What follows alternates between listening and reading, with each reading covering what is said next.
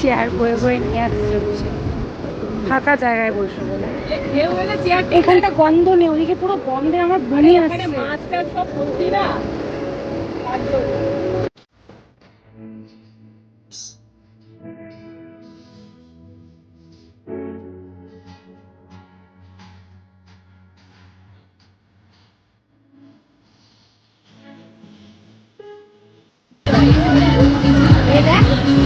এখানে আমার জন্য চলে এসছে ডাব, আর ওদের জন্য এসেছে কাঁকড়া,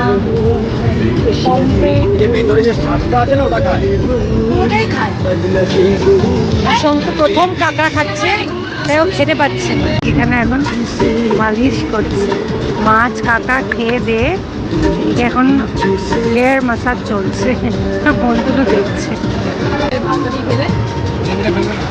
এখন চিংড়ি মাছ খাওয়া হচ্ছে, আমি চিংড়ি মাছটাই টেস্ট করলাম, ভালো খেতে মোটামুটি।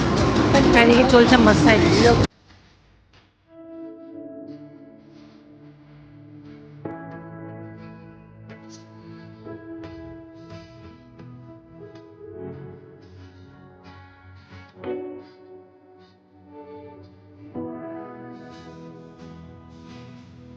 আমাদের খাওয়া দাওয়া হয়ে গেছে, মালিশ হয়ে গেছে, সমুদ্র স্নান হয়ে গেছে।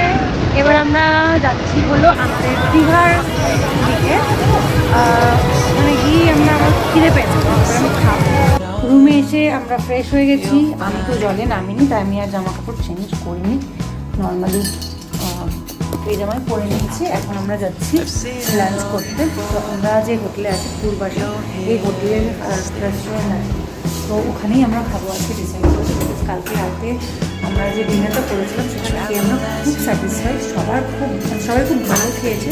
অর্ডার আমাদের হয়ে গেছে, আমাদের fried rice, mutton curry, chicken curry, না চিকেন কারি, চিকেন কষা আর মটন কারি, আর ডাল আর আলু পোস্ত, আলু চিপস।